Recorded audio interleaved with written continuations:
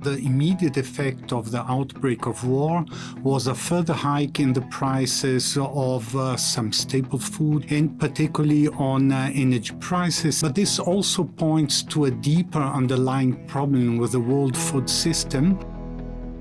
Hello, this is the Weekly Tradecast, a podcast brought to you by UNCTAD, the UN's trade and development body. I'm Sarah Toms. We're exploring how major events are shaping trade and development and how that affects billions of people around the world. This week, we're looking at the impact of the global food and energy shocks on the least developed and most vulnerable countries. The world is in one of the worst crises in modern history as the war in Ukraine hits food and fertilizer supplies, just as many countries try to cope with extreme weather and the persistent COVID pandemic. The Black Sea Initiative and the Memorandum of Understanding with the Russian Federation, deals led by the United Nations, have helped to ease global food prices and keep food and fertilizer flowing to global markets.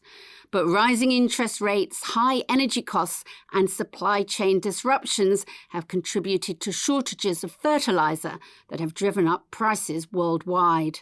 Many smallholder farmers now cannot afford enough fertilizer, and that could mean less food from upcoming harvests, bringing even higher prices and more hardship for farmers, families, and vulnerable countries. Even before the war, many least developed countries were struggling with food production. Now those places, already on the brink of food insecurity, are being pushed even closer to the edge. Joining me now to tell us more is UNCTAD economist Rolf Traeger, chief of UNCTAD's Least Developed Countries section. Teaching and training are personal passions, even outside work. And Rolf also enjoys hiking and practicing yoga. Thank you, Sarah, for having me here. The war, and there's also an energy crisis as well thrown into the mix. What effect is it having on food and energy prices? Well, first of all, the immediate effect of the outbreak of war was a further hike in the prices of some staple food like wheat, corn, to a certain extent soy as well, and particularly on energy prices, since these are major exporters of these commodities. But this also points to a deeper underlying problem with the world food system, which is the fact that you have a very strong concentration on the export side on basic foodstuff. So if you look at the exporters of wheat, of rice, of soybeans, less than 10 countries account for as much as 80 to 90% of world exporters of these staple food items. So the minute you have a disruption in one or two or even three of these major exporters, this has an immediate effect on world markets.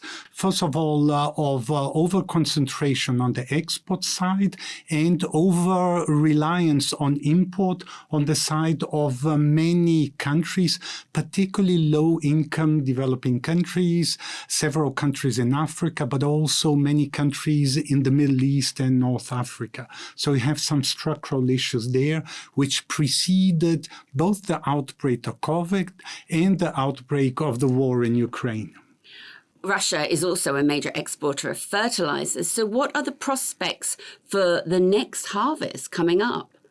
There has been a very strong rise in the international prices of fertilizers, which has gone even above and beyond the rise in exports of some basic foodstuffs. So this is an issue for farmers worldwide. But how do these countries react? That's quite different among different types of countries, meaning that high-income countries, rich countries, they can afford to subsidize their farmers, and the costs of these farmers in terms both of fertilizer costs but also fuel costs. So they can moderate the price and the cost increase for their farmers. But the real problem is for low-income countries, for LDCs, whose governments cannot afford to subsidize the costs of their farmers. So these farmers effectively, they have to reduce their use of fertilizers, and this comes on top of another another, again, structural problems, which is the fact that in most African countries, in most least developed countries, the use of fertilizers was too low to start with. So the fact that you have skyrocketing international prices for fertilizers is just worsening the situation even further, thereby further depressing their productivity and hence their future food production. On top of it, you have already another agricultural crisis going on in Africa, particularly in different regions for different reasons. So, for instance, you have a drought which already lasts for 6 years in East Africa. You have extreme weather events affecting agricultural production in North Africa and in Southern Africa. On top of it, you have situations of conflict affecting agricultural production in West Africa and the Sahel region and the Horn of Africa. So that's where the food production situation is most critical, but at the same time, where the consumers are most hardly hit due to poverty, inequality, etc., etc. So this is the real hotspot of hunger, of where the rising food prices is hitting hardest. And then, of course, you've got a big question mark on the major producing country, which is Ukraine. What is going to be the future impact of war on its food production? What can governments and organizations like the UN do to help find a solution? We are in the midst of a major food crisis, and the fact that there had been progress in terms of reducing hunger in the world, reducing malnutrition between 2015 and 2019. Since then, there has been a reversal in this process, and there is increasing food throughout the world.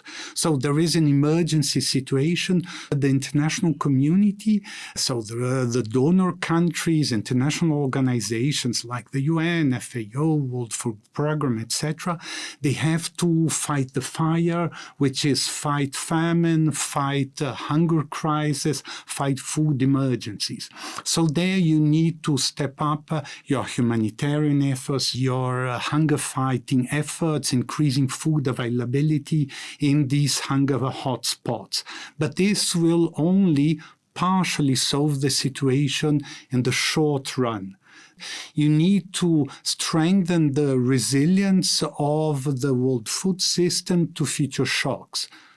You do this by strengthening particularly national food systems, national agricultural systems, and particularly in terms of the poorer countries, particularly in Africa, low-income countries, least developed countries.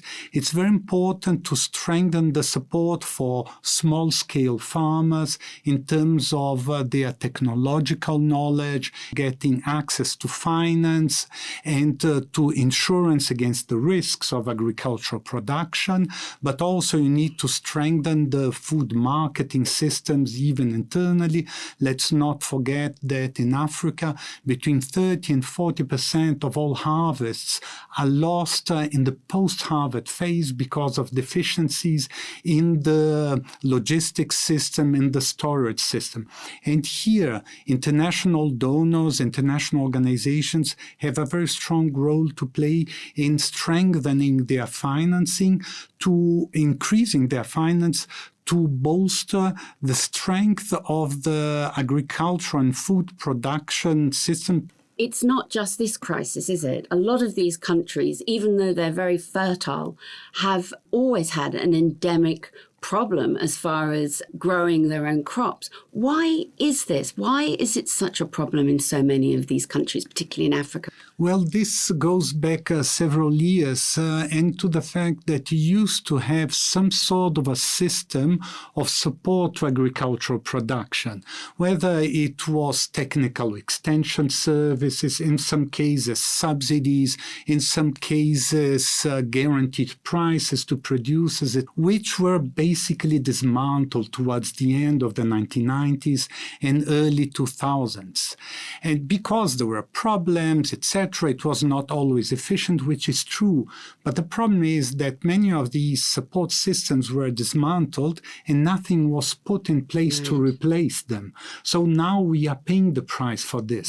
You have to put back some sort of support, which of course doesn't mean going back to the past, but supporting particularly the most fragile producers, which are the small-scale farmers.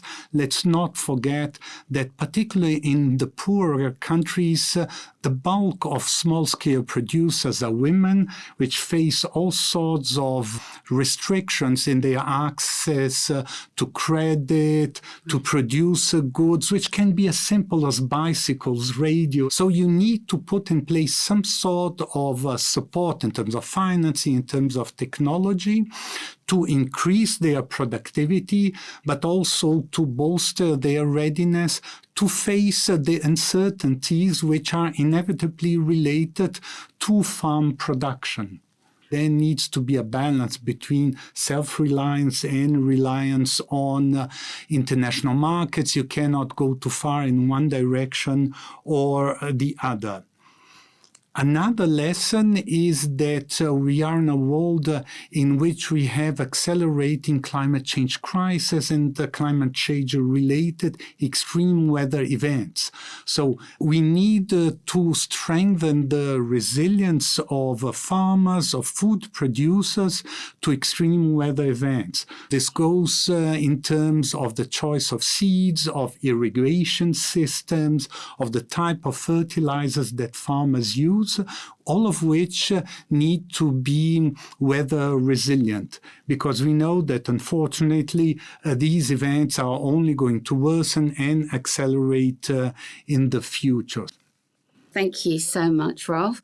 That was UNCTAD's Rolf Traeger, who was this week's guest. Tune into the Weekly Tradecast next week and every week for more insights on the most pressing issues around the world of trade and development. There's even more on our website, unctad.org. I'm Sarah Toms in Geneva. Goodbye for now.